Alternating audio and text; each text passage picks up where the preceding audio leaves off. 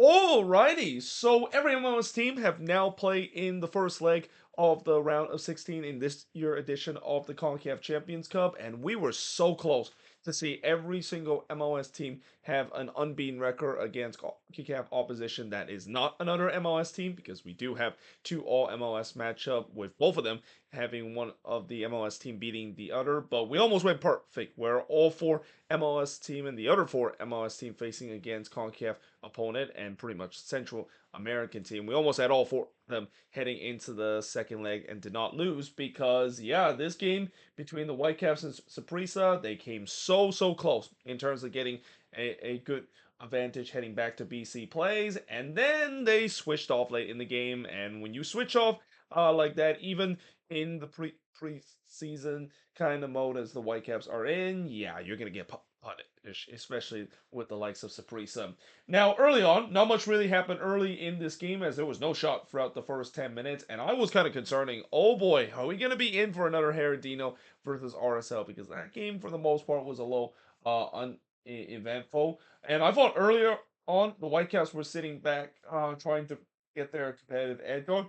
But also, I think it's a combination of the fact that they were simply trying to do what Vanni Sartini used to do, which is, they likes to sit back at times, like to go on the transitional play. Now, I'm not quite sure if that's kind of the plan that Jasper Sorensen is going to go for, but at least early on, it definitely looked like that.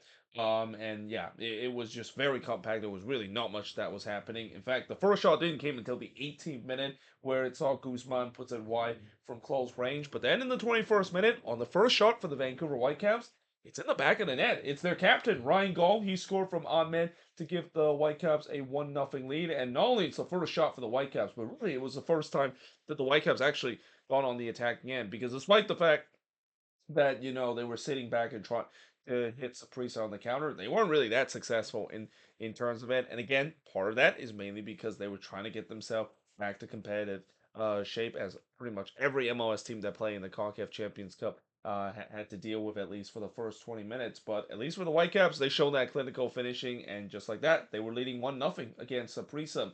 3 minutes later, Torres did try to respond for Saprissa, but he puts it wide before White would head it high from close range. Marino would then also head it wide from close. Both teams definitely were looking to try to score before halftime. And keep in mind, I didn't write too much notes up to this point because this is part of the time when I was sneakily trying to get a review for yesterday CONCACAF Champions Cup game involving MLS team in before we head to the second half. But we do head to halftime with the Whitecaps leading 1-0. That lead would be short-lived heading into the second half because in the 52nd minute, Torres would score from Escobar to tie the game up at one apiece, and it was an absolute banger. I mean, it was a rocket of a shot there in the hands of Torres, the one of the Saprissa player, and yeah, just like that, it was all tied up at one apiece. And now it's going to be interesting to see whether or not if the Whitecaps can respond. I mean, that's going to be very disappointed. The fact that they played okay throughout the first half, they had the lead, and then one magical moment from Saprissa, and now the game is tied up. Though, to be fair, they almost got the lead back because there was actually a bad back pass here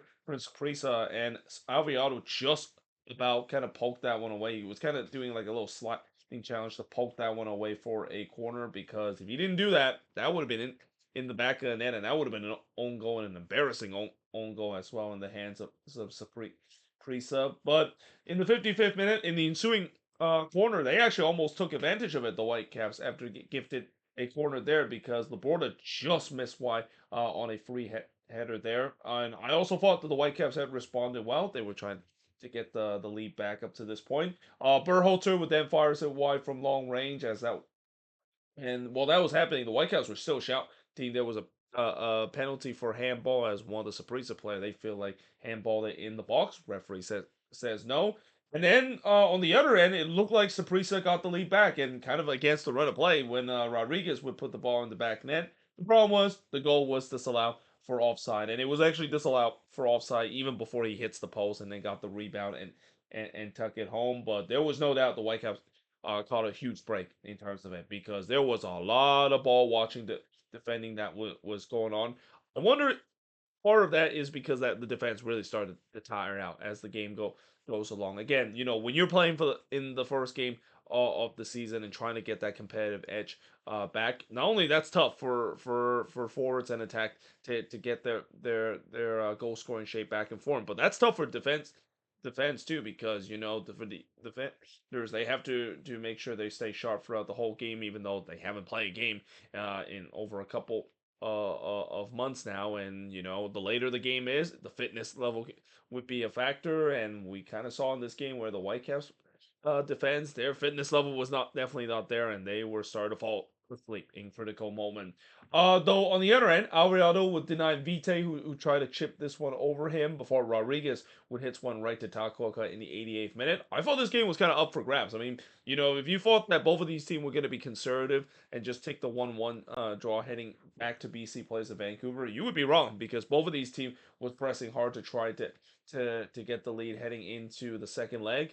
Mora would then puts it wide in the near post in the 89th minute, and again, it looked like we were going to head back to Vancouver with the aggregate tied up at 1 apiece. But then, literally on the last kick of the game, Rodriguez, who was denied of a goal earlier because of offside, he was not denied here. He scored here to make it 2-1 in favor of Saprissa. Pretty much wins it for Saprissa in this first leg. And yeah, that attack all came from a throw in as well, and also some just terrible, not only terrible defending in the box for the Whitecaps, but just guys would just kind of stop playing and almost just head in the deer like kind of moment for this Whitecaps back line. And again, I go back to what I said. It feels like maybe the fitness and competitive edge as the game wears on, it caught up to the Whitecaps, because this is not the Whitecaps defense I remember from last year. This is the team that was actually pretty decent when it comes to the defensively, but man, this in this game, that was not the case whatsoever, especially late in this game. But yeah, in the end, Saprissa gets the 2-1 win over the Whitecaps. The shots in this one pretty even. 11 shots for the 10 that the Whitecaps had, 2 shots on goal for the 4 that Saprissa had, 2 shots off target for the 3 that Vancouver has. Both teams had 4 shots that was blocked, and possession-wise, 57% possession compared to the 43% possession that Saprissa has in this game. And there's no doubt that, even though Saprissa, they'll be disappointed that they gave up the away goal, the fact that they can come from behind and get a victory and get some momentum heading into the second leg, and has that believe that they could actually go at the Vancouver Whitecaps. I mean, I know that the Whitecaps heading into this season, I didn't really give them too much chances heading into the season. I even picked them to finish dead last in the West, and they, in my opinion, considered to be one of the weaker team coming into this tournament, coming out of MLS. But still, I mean, I was not expecting them to get a win in this one. Well, in some way, I kind of expected, because the purple hate monster is still well and truly alive, even though it's kind of taking a bit of a reputation damage with the way that recent MLS team is able to do so.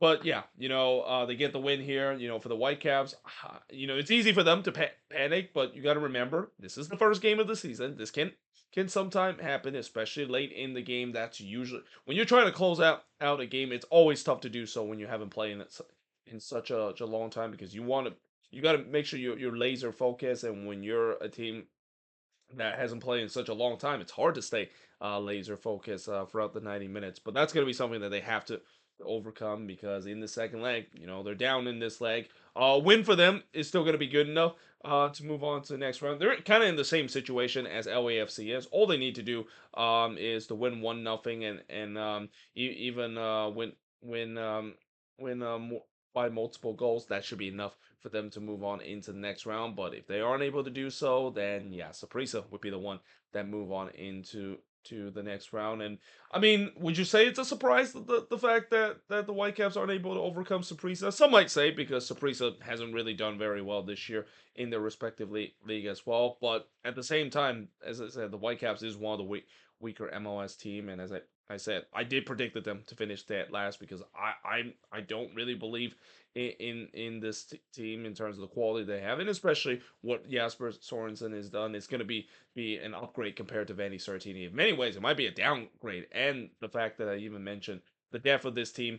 They sold a lot of depth pieces without replacing them. That's going to be something that is a huge concern if you're the Whitecaps, especially if injuries start to hit this team.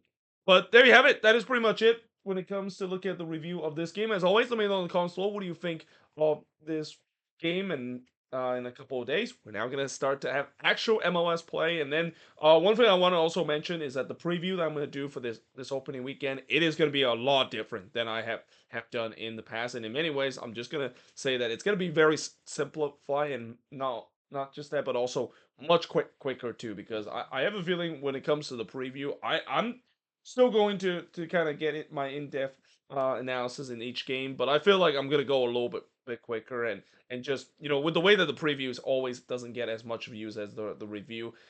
I'm not gonna say I'm not gonna spend a lot of effort on that, but I'm not gonna go just like, what I do with the review, way too detail on it. I'll probably just still give some decent analysis, and basically make the preview ever so short, because I'm pretty sure no one wanted to watch a preview that is like 30+ minute long. And I'll mention this again when I get to talk about the preview of the opening weekend of MLS action tomorrow. But either way, hope you guys enjoyed this video. If you do, make sure you guys leave a like, smash the subscribe button, and yeah, I of course will see you guys next time.